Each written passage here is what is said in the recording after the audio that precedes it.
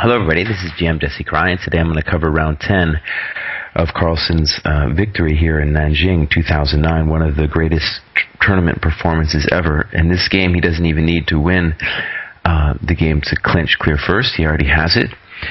Nevertheless, a very fine win, I think, really ending the tournament on an exclamation note. Now, the opening itself I found very interesting. In this position, we saw some recent games with Kasparov against Karpov, and interestingly, now Carlsen is training with Karpov and chooses to play as he did against Karpov. And I think one of the things about training with someone higher rated, or with more experience in this case that Kasparov has over Carlsen, is one often gets a little bit of confidence, and I think that confidence helped him in this tournament. As well as confidence, he also probably got some ideas, and I think he definitely had some ideas of how to play in this position, having spoken with Kasparov probably about it. So bishop f4, and now c6. Notice black would really like to bring the bishop out here, but the problem is if you bring it out here immediately, then queen b3 attacks both the d5 and b7 pawns. So c6 is natural, and now we begin this fight for the f5 square. Bishop d6. So black makes a trade, and we'll see that this trade has some other ideas as well. The first is that the queen comes to a more central square, and the next is with knight e7, he hopes to support bishop f5. So white's going to try to work against that. e3, knight e7, bishop d3. Okay, so this is a fairly standard position, and in this position, black can do several different plans, but white's a little bit better with his extra pawn in the center. However, the real question is not whether white is better, but if this is going to be annoying enough to carry an advantage from the opening to the middle game and to the end game. So Jakovenko's next move is fairly typical, but there's going to be some long-term difficulties with it as well. He plays b6, and the idea is bishop a6. So for one, we're wasting a tempo, and two, this pawn we'll see is going to be a little bit fragile later on in the game. Simple move, knight f3, bishop a6, castles. Okay, how could it be more simple, right? Bishop takes, queen takes. And now there's an interesting moment here. Carlsen is now thinking about e4, and in general, most black players, I think, find that the position after de is more or less okay for them. But there's going to be some tricky tactics that are specific to the position here. Now, castles is definitely an option, but before we do that, let's look at the problem with knight d7. The problem with knight d7 is e4 takes, knight takes, and let's say queen g6, the most natural move. The problem with this is this very nasty queen a3, hitting the knight on e7, and of course now if queen e4, we have rook fe1, and the game's over. So I suspect that Jakovenko missed this queen a3 when he played knight d7. However, let's take a look at castles and see if that would have really helped him so much instead of knight d7. Castles, e4 takes, knight takes. Now, first point is that if queen g6, knight e5 gives white a lot of pressure. And otherwise, say queen d5, rook fe1, there's some very unpleasant ideas involving knight c3 hitting the knight on e7. And I looked at this variation. Knight d7, knight c3, queen f5, using a little trick, hitting the queen on d3, but simply queen c4. And to say rook f8, rook e3, and white continues to have good pressure. Notice in this position that part of the problem is that if the knight comes to d5 now, the pawn on c6 was going to hang after the rook trade. So that weakness on c6 is critical for white's advantage in this position. Alright, let's go back. So after knight d7, e4, I think it's important to sense that psychologically Jakovenko must feel a little bit at a loss here, because all of a sudden e4 is possible, it's allowing e5, and when you miss something like that, that very much hurts a person's confidence during a chess game. So now what he played, though, wasn't all that bad. He played castles. And now e5, of course, comes, which looks very frightening. However, black's position still has many defensive resources here. Now, his next move I'm not a big fan of, however, it might be playable. He plays queen e6. And I think the idea of queen e6 is he would really at some point like to play c5 and have this guy on d5 guarded. However, on e6, e6 is really what I would call the blockade square of this pawn on e5. And a big theme of this game is going to be for white to remove the blockader of that pawn, which wants to advance. And that's a typical Nimzovichian theme, and that's going to run throughout this game. I think more natural would have been queen g6. And let's say queen d2. White still has an edge, but black, of course, can play a number of different moves here. Rook a8, rook fe8, rook ac8. Let's just say this, for example, rook fe8, b4. And white has some very annoying pressure. The game, however, is long from over, and there's still a lot of play. So, queen g6 I felt was more natural, and perhaps better than queen e6, but even queen e6, there's a lot of play here. Rook e1 now is played. Now notice, very aggressive intentions. By playing the rook to e1, we are saying that we're looking to push this f-pawn and have our rook activated on f1 behind it.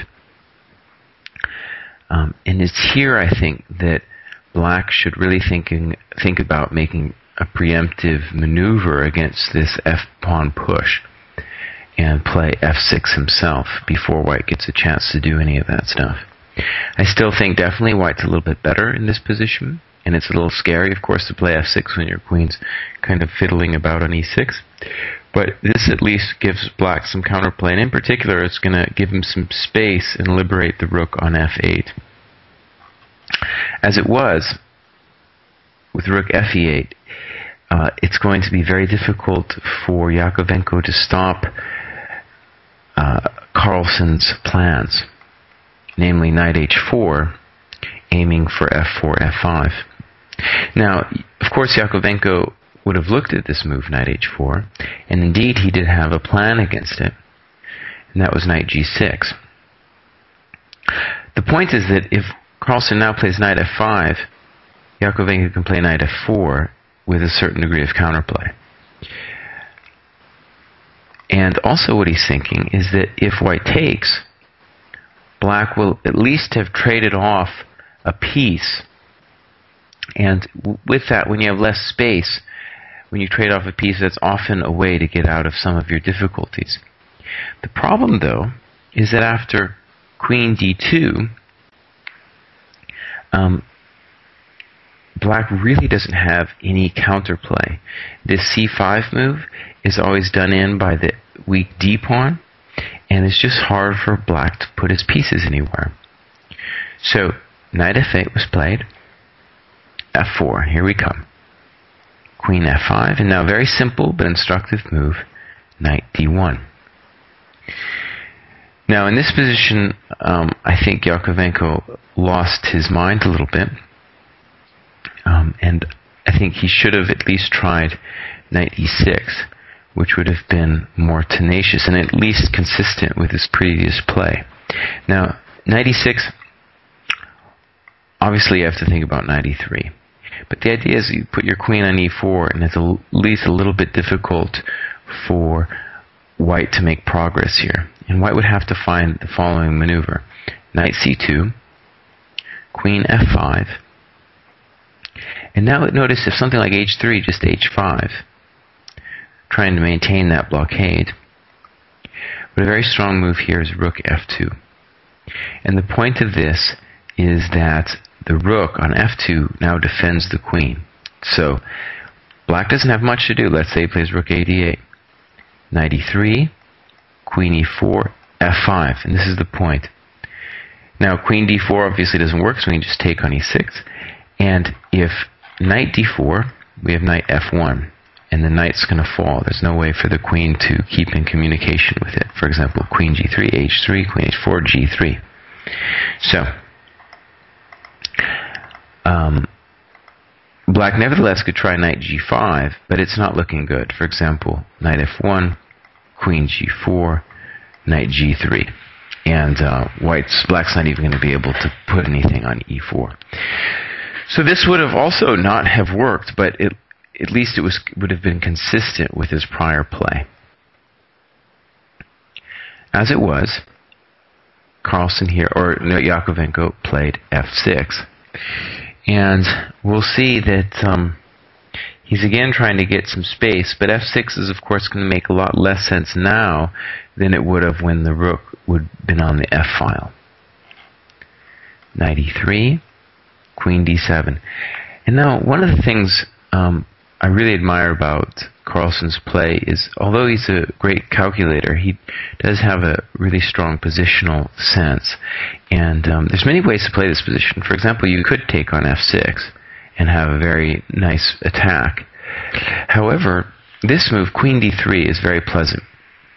It basically tells black that he doesn't have any great moves at his disposal at this point, and that he's taking over the light squares, in particular the square f5, over which we've been fighting from the beginning of the opening. So, not a lot that black can do after queen d3. A very patient move. He took the pawn and played knight e6. f5, knight c5, queen d4. Now we're going to get a little tactical sequence that's very instructive.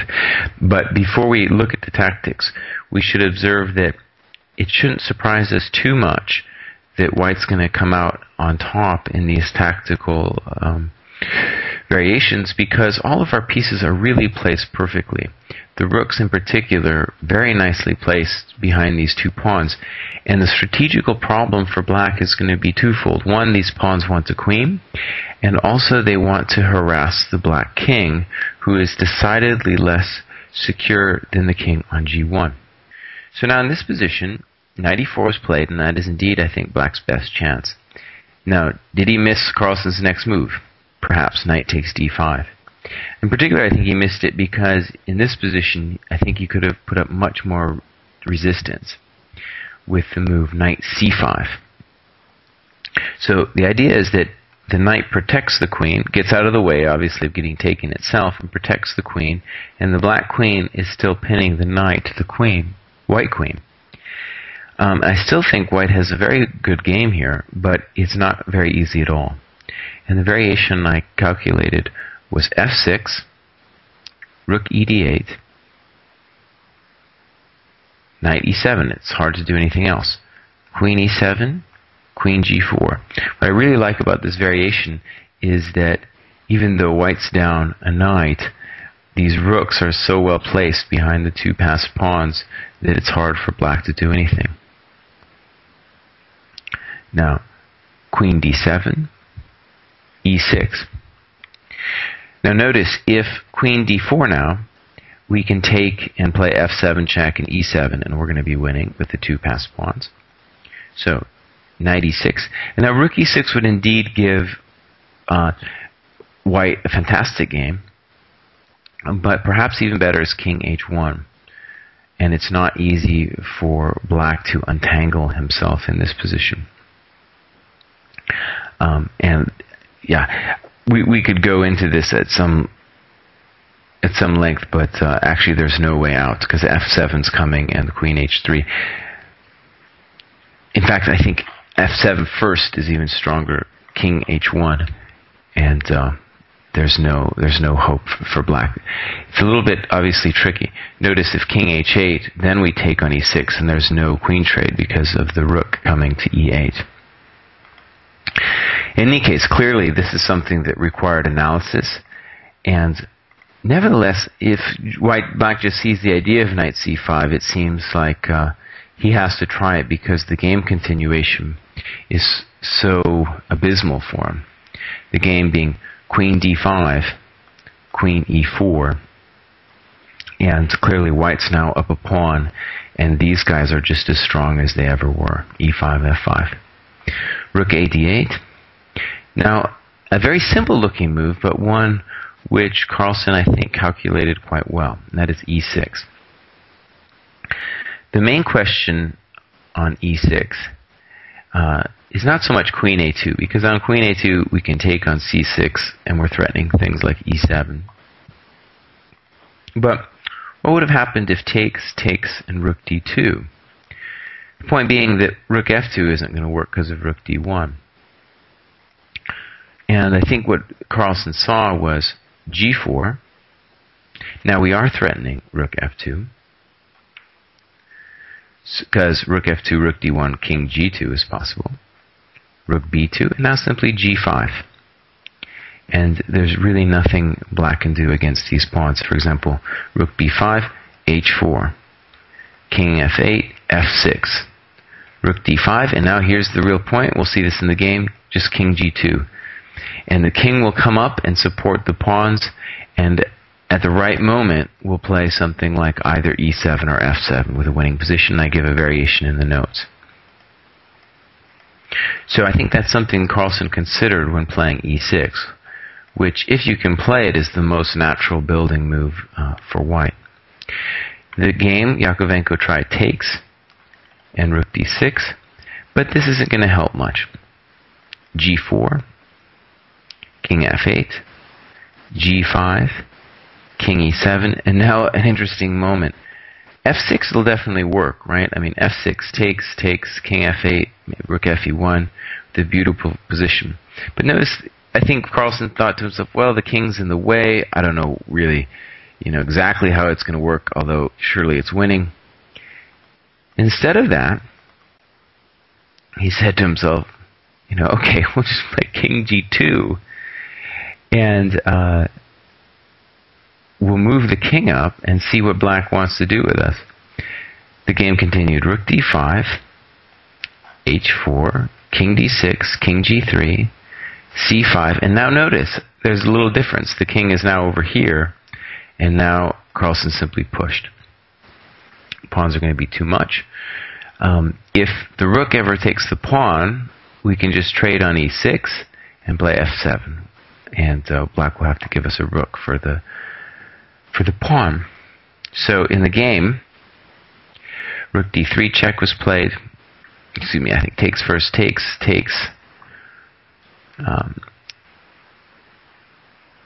Rook d3 check, king h2, rook d2, king h1. Now the king is out of the way, and e7 or f7 is coming with a winning play.